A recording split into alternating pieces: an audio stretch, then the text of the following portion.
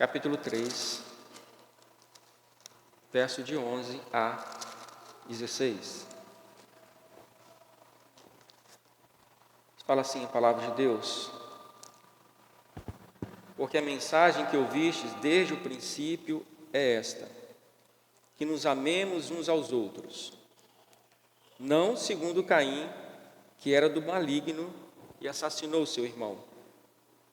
E por que o assassinou? Porque as suas obras eram más, e as de seu irmão justas. Irmãos, não vos maravilheis se o mundo vos odeia. Nós sabemos que já passamos da morte para a vida, porque amamos os irmãos. Aquele que não ama, permanece na morte. Todo aquele que odeia seu irmão é assassino. Ora, vós sabeis que todo assassino não tem a vida eterna permanente em si. Nisto conhecemos o amor, que Cristo deu a sua vida por nós, e devemos dar nossa vida pelos irmãos. João, ele termina a sua primeira epístola dizendo que o mundo jaz no maligno. Os irmãos podem conferir isso lá no capítulo 5, já no finalzinho do livro. E nós não podemos fazer uma pesquisa muito apurada para saber que isso não é verdade. O mundo, ele está profundamente inserido na violência, no ódio. Basta nós ligarmos a TV, basta nós ligarmos a internet, e nós vamos perceber isto. E João já declara isso no final da sua carta. Então a pergunta que nós fazemos nessa manhã para nós é: qual é o papel da igreja que está inserido neste mundo de violência? Qual o papel da igreja em meio a essa violência? Essa história de violência, meus irmãos, tem início lá em Gênesis. Nós aprendemos que essa violência teve início já na primeira família, já nas primeiras duas pessoas, entre Abel e Caim. Esse arquétipo, essa arquétipa conflito entre o bem e o mal, entre Caim e Abel. Ou podemos dizer assim, uma atitude que poderia ser imitada, como ela foi imitada pelas gerações. E ela é imitada ainda hoje. No capítulo 1 e capítulo 2 de 1 João, nós já estudamos aqui, João, ele faz um paralelo entre o verdadeiro crente, os filhos de Deus, e entre os filhos do diabo. Nos capítulos 1 e capítulos 2, se os irmãos puderem ler, vocês vão perceber que João, ele diz que o verdadeiro crente, ele anda na luz. O verdadeiro crente, ele reconhece os seus pecados. Então ele se arrepende de seus pecados, ele confessa os seus pecados. O verdadeiro crente, ele permanece em Cristo. O verdadeiro crente, ele permanece na palavra de Deus. E por meio da palavra de Deus, diz João, que o crente, ele vence o maligno. João também nos diz que o verdadeiro crente, ele permanece na verdade. Ele anda na justiça, ele permanece na justiça, porque ele obedece aos mandamentos de Deus. E por fim, o verdadeiro crente, ele não anda na prática do pecado. Por outro lado, João também nos diz as características do filho do diabo. O filho do diabo não anda na luz, ele anda nas trevas. Ele não reconhece os seus pecados, muito menos ele se arrepende e pede perdão dos seus pecados. Ele não permanece em Cristo Jesus, ele não anda na verdade, ele não pratica a justiça e, por fim, ele anda na prática do pecado. Ele pratica o pecado. Os irmãos podem abrir em 1 João 3, versos 7 a 10. João resume essa realidade. Os irmãos podem ir lá para o versículo 7, o versículo 10, do capítulo 3, o mesmo capítulo que nos fala assim: Filhinhos, não vos deixes enganar por ninguém. Aquele que pratica a justiça é justo, assim como ele é justo. Aquele que pratica o pecado procede do diabo, porque o diabo vive pecando desde o princípio. Para isso se manifestou o Filho de Deus, para destruir as obras do diabo. Todo aquele que é nascido de Deus não vive na prática do pecado, pois o que permanece nele é a divina semente. Ora, esse não pode viver pecando, porque é nascido de Deus. E o verso 10, então, de João diz assim: Nisto são manifestos os filhos de Deus e os filhos do diabo. Todo aquele que não pratica a justiça não procede de Deus, nem aquele que não ama a seu irmão. Então, nesse verso 10, João resume muito bem isso que eu falei. Os filhos do diabo não praticam a justiça, ou seja, negam a lei de Deus. Não querem saber da lei de Deus. E, em consequência disso, não ama ao seu irmão. Por outro lado, os filhos de Deus, de João, praticam a justiça, ou seja, afirmam que a lei de Deus deve ser praticada. Praticam a lei de Deus e, em consequência disso, eles amam a seus irmãos. Os falsos mestres, meus irmãos, da época de João, ensinavam justamente isso. Os falsos mestres daquela época diziam o seguinte: nós temos as melhores ideias, nós somos modernos, nós temos as novas revelações. Então eles se consideravam de modernos, progressistas. Mas não é isso que João ensina aqui. O que João diz não é novidade. E não era novidade naquela época também. O que João diz é que precisamos saber que nós devemos voltar ao que nós aprendemos desde o início. Versículo 11, meus irmãos. Nos diz assim: Porque a mensagem que ouvistes desde o princípio é esta, que nos amemos uns aos outros. Então João diz, não é uma mensagem nova. E essas palavras aqui, elas fazem um paralelo com 1 João 1, o verso 1 e parte A, e o verso 5. Os irmãos podem conferir. Lá no verso 1 do primeiro capítulo, ele diz assim: o que era desde o princípio, o que temos ouvido. E no verso 5 ele fala: ora, qual é a mensagem que nós ouvimos? A mensagem que da parte dele temos ouvido e vos anunciamos é essa. Qual é a mensagem? Deus é luz e não há nele treva nenhuma. O que João diz é que vocês aprenderam esta mensagem, então vocês devem seguir esta mensagem. Esta mensagem de João, ela tem um caráter doutrinário, porque ela mostra o caráter de Deus, a quem nós devemos imitar.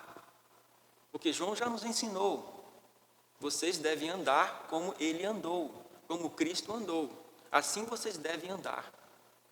Então nos traz um caráter doutrinário.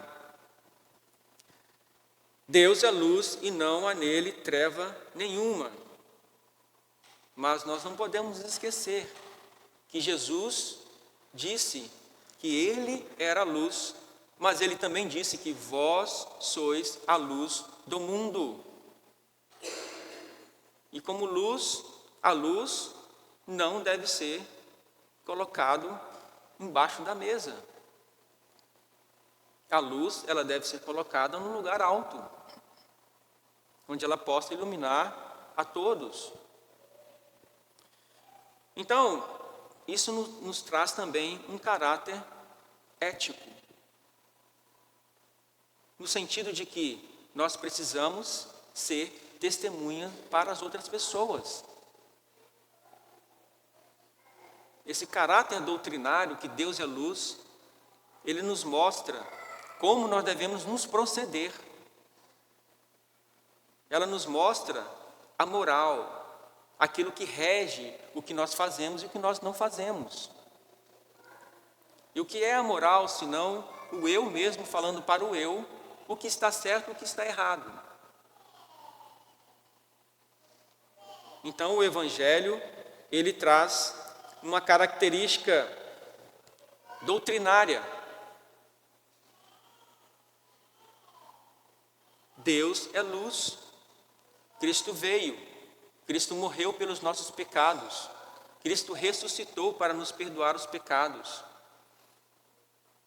Nos diz Pedro que nós somos regenerados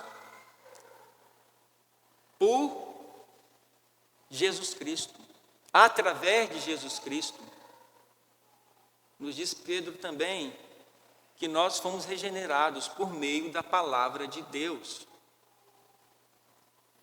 Então nós somos regenerados, Deus nos tem dado a fé, nós somos justificados de uma vez por todas. Então este é o caráter moral que deve reger a nossa vida.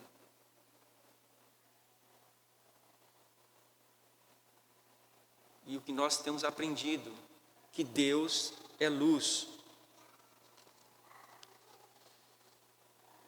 Meus irmãos, este Evangelho, ele inclui também a necessidade de uma resposta pessoal de fé. Porque nós temos aprendido sobre Deus. Então, deve partir de nós essa resposta de fé e prática do Evangelho. Porque o Evangelho que não tem doutrina, o Evangelho que não tem prática, ele é metade do Evangelho. Ele é tragicamente incompleto, radicalmente distorcido, irremediavelmente deficiente. Porque ele não traz a mensagem completa. Então, o Evangelho tem que ter doutrina e tem que ter prática. E quais são essas respostas morais, então, que deve partir de nós? Uma delas é a fé. E a outra dela, que nos ensina João, é o amor. Então Deus nos tem ensinado sobre a fé e sobre o amor. O versículo 12 nos fala assim: como deve ser este amor? Como deve ser essa nossa resposta daquilo que temos aprendido de Deus, do caráter de Deus? João diz assim no verso 12, ou melhor, ele diz como não deve ser a nossa prática de amor. E ele fala assim, no verso 12, este amor não deve ser segundo Caim, que era do maligno, e assassinou a seu irmão. E por que o assassinou? Porque as suas obras eram más e as de seu irmão justas. Meus irmãos, outra versão, nós podemos ler assim: não como Caim. E ainda outra versão fala assim: não sejamos como Caim. E isso aí tem um termo de comparação, especificamente um símile, o que deve nos levar a uma pergunta de qual é a semelhança que o autor está tentando nos mostrar. Ele faz um paralelo da vida de Caim e a vida de Abel. Caim, filho do maligno. Abel, filho de Deus. Por que razão Caim? Por que razão Deus aceitou a oferta de Abel e não aceitou a oferta de Caim? E João responde: porque as obras de Caim eram más. As obras de Caim eram más. Caim, então, ele representa a semente do mal. Caim era filho do maligno. Não que ele foi gerado pelo diabo, mas por estar totalmente sendo influenciado pelo diabo. Mas porque vivia na prática do mal. Caim, ele mostrou a sua conexão com o diabo, porque ele praticava o mal, ele andava nas trevas. Caim, ele matou o seu irmão. E esta palavra de matar, no hebraico, ela pode significar também cortar, ela tinha um significado, cortar a garganta. E depois ela passou a significar matar violentamente. Mas você possa estar se perguntando assim, mas presbítero, isso não tem nada a ver comigo. Porque eu não sou capaz de matar uma formiga. Então isso não tem nada a ver comigo. Veja bem, meus irmãos, Deus advertiu Caim sobre o ato que ele cometeu. Nós podemos conferir isso lá em Gênesis 4, versos 6 e 7. Gostaria que os irmãos acompanhassem comigo. Gênesis capítulo 4, versos 6 e 7.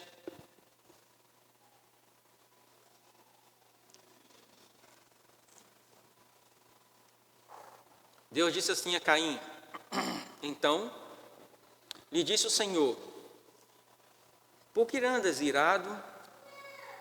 E por que descaiu o teu semblante? Se procederes bem, não é certo que serás aceito. Se todavia procederes mal, eis que o pecado jaz à porta. E o seu desejo será contra ti, mas a ti cumpre dominá-lo. Então o que Deus disse a Caim: o pecado, ele está ajoelhado atrás da porta. E quando você passa, ele dá um salto em cima de você. Cabe a você dominar o pecado que surge no seu coração. Algum tempo depois, meus irmãos, por meio de Moisés, Deus nos deu as tábuas da lei, escritas. E no 6º mandamento, Deus nos diz assim: não matarás. Não matarás. E muitos anos depois, vem Jesus Cristo e nos dá uma nova visão sobre este mandamento. Gostaria que os irmãos acompanhassem comigo também, lá em Mateus 5, verso 21 e 22. Cristo, ele vem ampliar o conceito de homicídio. Mateus 5, verso 21 e 22. Diz assim: ouvistes que foi dito aos antigos: não matarás. E quem matar estará sujeito a julgamento. Eu, porém, vos digo que todo aquele que sem motivo se irá contra seu irmão estará sujeito a julgamento. E quem proferir um insulto a seu irmão estará sujeito a julgamento no tribunal. E quem lhe chamar tolo estará sujeito ao inferno de fogo. Então Cristo, ele nos amplia o ensinamento do 6º mandamento. E João replica esse ensinamento aqui no verso 15, em 1 João 3, verso 15. Quando ele fala assim: todo aquele que odeia seu irmão é assassino. Ora, vós sabeis que todo assassino não tem a vida eterna em si. E João pergunta: por que razão ele o matou? Por que razão Caim matou Abel? Ele usa essa pergunta para enfatizar o caráter maligno do assassino e contrastar com o caráter de Abel, filho de Deus. E eu chego à conclusão que os comentaristas estão certos quando eles falam que o motivo pelo qual Caim matou Abel foi o ciúme, a inveja. Meus irmãos, você já sentiu ódio por alguém? Já sentiu inveja, ódio, ciúme?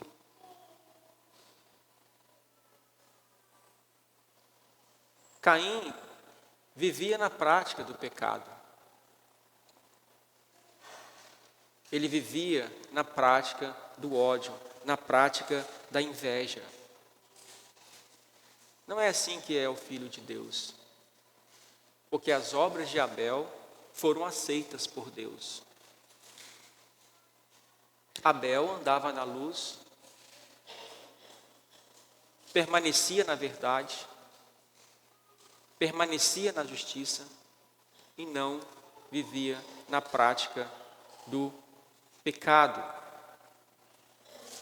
Eu gostaria que os irmãos me acompanhassem também lá em Hebreus, capítulo 11, verso 4. Qual é a raiz do ódio de Caim? Qual é a raiz do ciúme de Caim, da inveja de Caim? Por que esse sentimento brotou no seu coração? Em Hebreus 11, 4, nos dá essa resposta.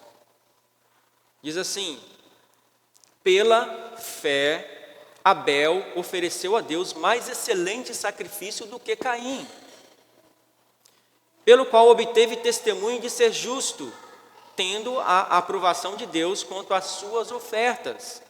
Por meio dela, também mesmo depois de morto, ainda fala. Qual é a conclusão, então, que nós podemos chegar? A raiz do ódio de Caim qual é? A falta de fé verdadeira. Meus irmãos, e quando nós falamos em fé, nós falamos também em obediência. Porque a fé, ela está atrelada à obediência. Se você diz ter fé verdadeira, então você, consequentemente, deve obedecer. E o que é andar na justiça, se não reconhecer as leis de Deus? O que é andar nas leis de Deus é obedecer. É obedecer às leis de Deus. Então João nos demonstra que os atos de Caim, eles são os atos que dizem que Caim ele faz parte da família espiritual decaída.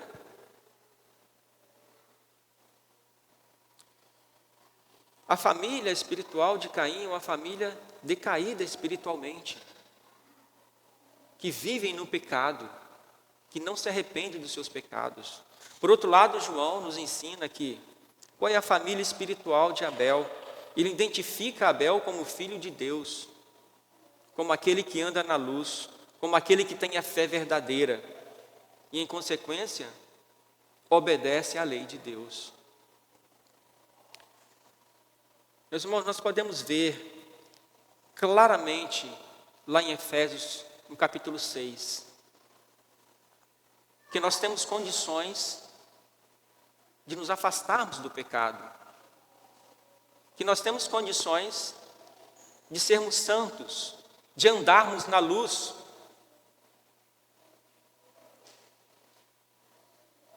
Então, o que Paulo nos ensina? Ora, calcem, né, os sapatos lá da fé, usem o capacete da salvação.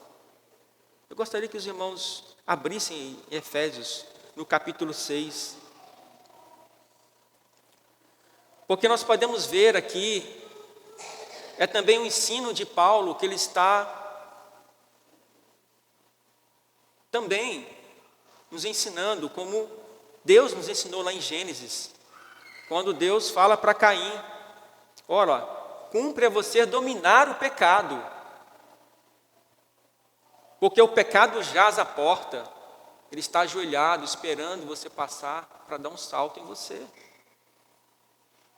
Mas Paulo, então, nos esclarece muito bem de como nós podemos nos livrar das tentações. Efésios capítulo 6, a partir do verso 10. Gostaria que os irmãos acompanhassem comigo. Quanto ao mais, sede fortalecidos no Senhor e na força do seu poder, revestivos de toda a armadura de Deus, para poderdes ficar firmes contra as ciladas do diabo. Porque a nossa luta não é contra o sangue e a carne, e sim contra os principados e potestades, contra os dominadores deste mundo tenebroso, contra as forças espirituais do mal nas regiões celestes. Portanto, tomai toda a armadura de Deus, para que possais resistir no dia mau, e depois de terdes vencido tudo, permanecer inabaláveis. Estais, pois, firmes, cingindo-vos com a verdade, e vestindo-vos da couraça da justiça.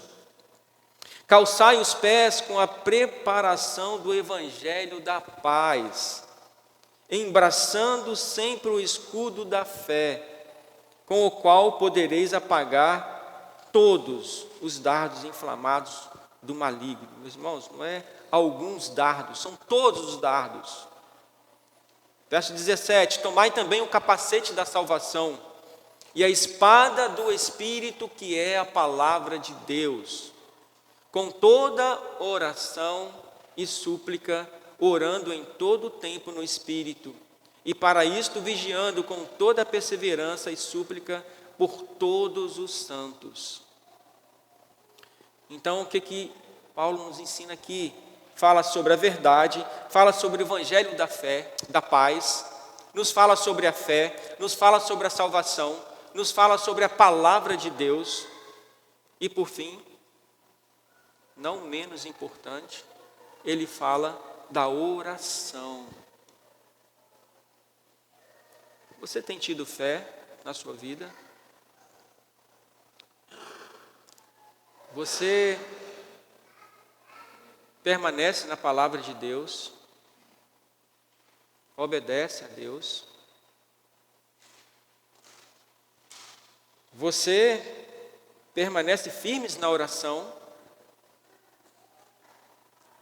Ou eu digo, nós permanecemos firmes na oração?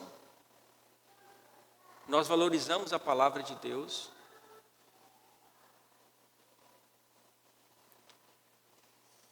Meus irmãos, e isso tem sido um debate intenso, né, no conselho desta igreja, sobre a oração. Né? Vira e mexe, a gente conversa sobre assuntos e surge esse assunto da oração. E nós nos perguntamos, será que nós temos vivido, temos tido uma vida de oração? Então nós debatemos e algumas ideias, nós podemos fazer isso, nós podemos fazer isso, nós podemos fazer aquilo, nós podemos usar de alguns métodos para que nós possamos orar mais. E nas quartas-feiras, antes do estudo bíblico, nós temos aqui às 19h30 uma reunião de oração. E aos domingos aqui também, após a escola dominical. Então, nós temos visto que pouca participação, né, nos encontros das quartas-feiras. E domingo aqui, lógico, os irmãos estão aqui, nós temos esse período de oração. Mas o que nós chegamos à conclusão é que nós devemos orar mais. Nós devemos nos colocar mais na presença de Deus, para que nós possamos crescer cada vez mais. É importante que os irmãos valorizem a oração, tanto nos lares, com a família, você mesmo, tanto quanto juntos aqui com os irmãos. Então valorizem esta hora de oração.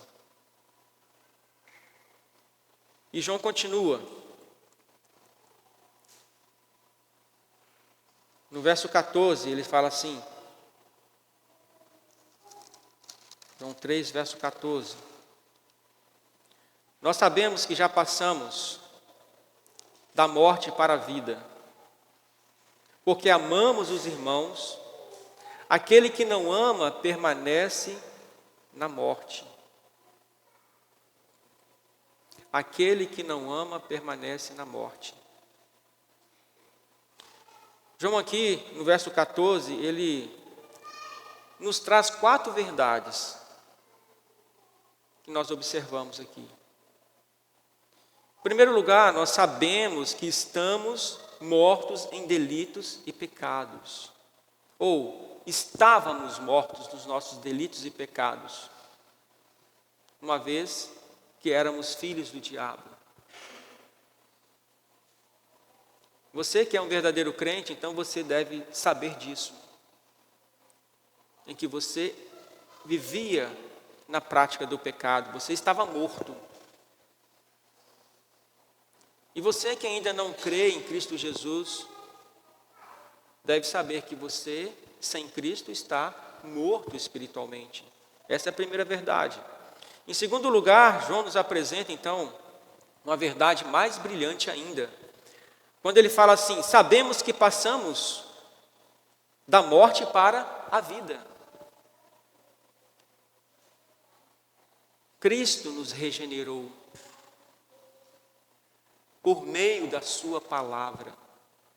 E nós sabemos disso, que nós somos regenerados. Então Deus nos dá a fé. Então nós somos justificados. E aí nós estamos vivos.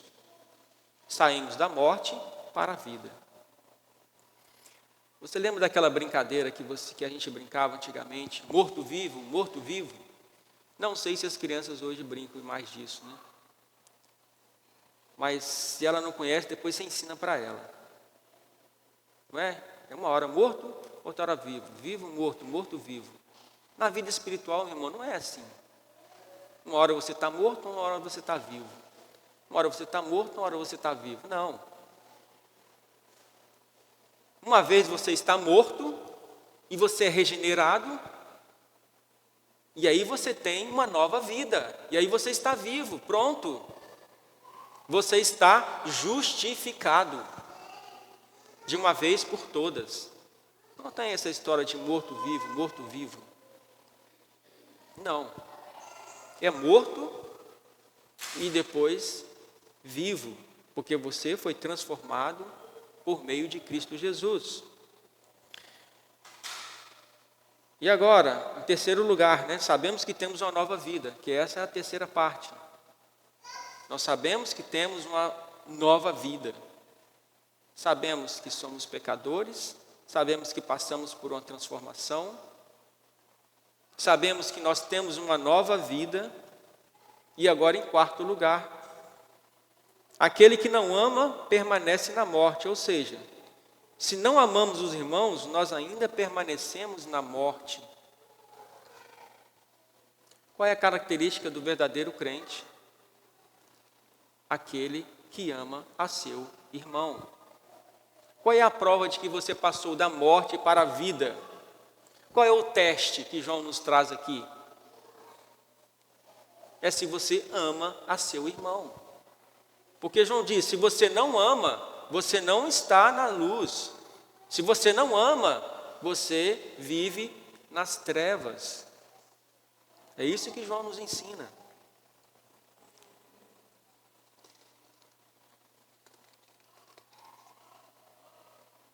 Isso é uma evidência, meus irmãos, de que você não é do mundo. Pelo contrário, você é da verdade, porque você ama seu irmão. João adverte no verso 15. Os irmãos podem acompanhar comigo. João nos dá uma advertência, nos diz assim: todo aquele que odeia seu irmão é assassino. Ora, vós sabeis que todo assassino não tem a vida eterna permanente em si.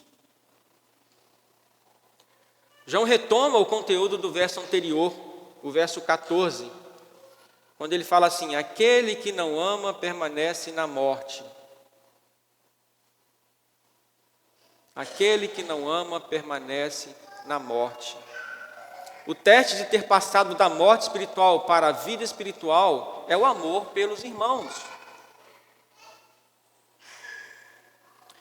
Não é por acaso, meus irmãos, que João começa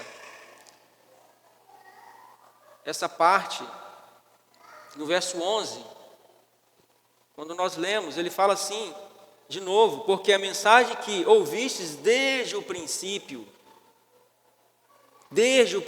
é essa, que nos amemos uns aos outros. Quando ele fala desde o princípio, nos traz uma ideia também de que é o evangelho que eles aprenderam dos apóstolos também. E este evangelho que eles aprenderam dos apóstolos, ele tem ligação com o que os apóstolos aprenderam lá em Levítico, no capítulo 19. Eu gostaria que os irmãos também acompanhassem comigo. Porque a mensagem é esta: Deus é a luz, e nós devemos andar na luz. E como é que nós podemos andar na luz?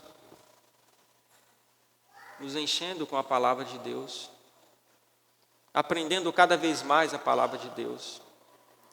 Levítico 19, a partir do verso 16. Gostaria que os irmãos acompanhassem comigo também essa leitura.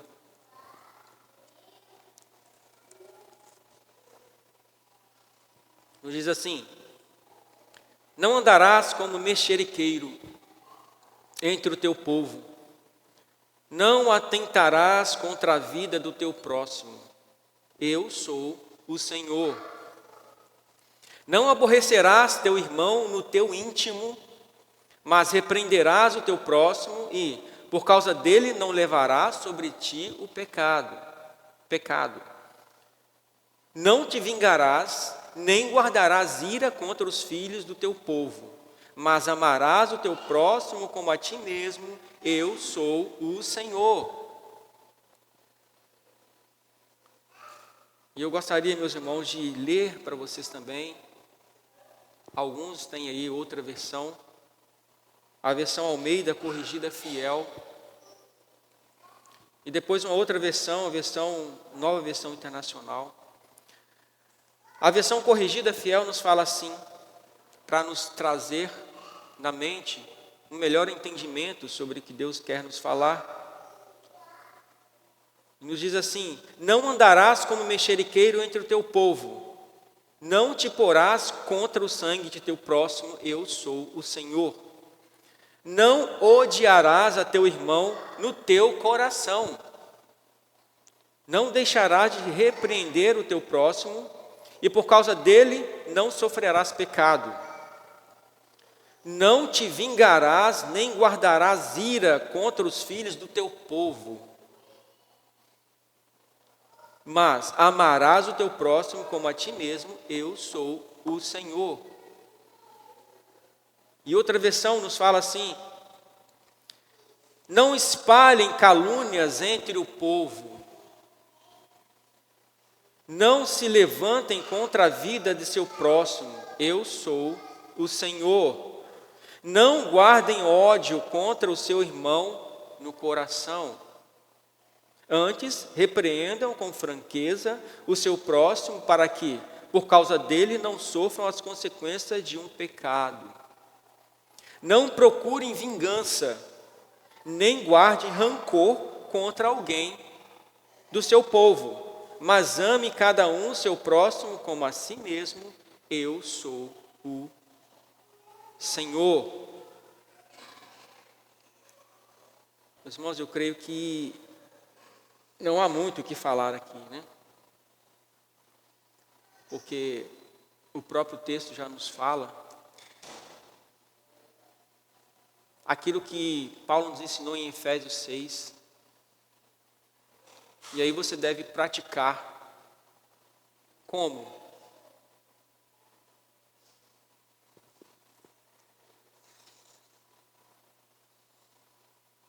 Não falando calúnias, não se levantando contra a vida do seu irmão, não guardando ódio no seu coração, não procurando vingança contra o seu irmão.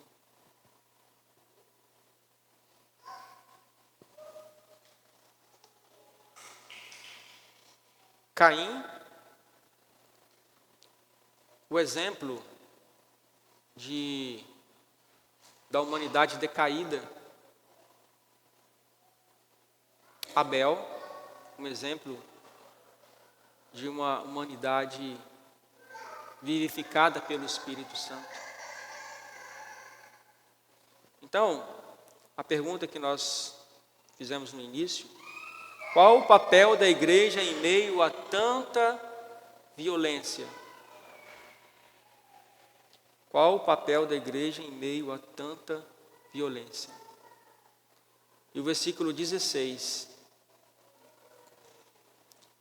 João, então, responde essa pergunta. Verso 16 nos fala assim: nisto conhecemos o amor, que Cristo deu a sua vida por nós, e nós devemos dar nossa vida pelos irmãos. Deus possa nos abençoar, meus irmãos, nos abençoar de forma que nós possamos amar os nossos irmãos, nós possamos nos colocar cada vez mais em oração, cada vez mais embraçando o escudo da fé, nos apossando da espada do Espírito, que é a palavra de Deus. E por meio desta espada, nós temos vencido o maligno.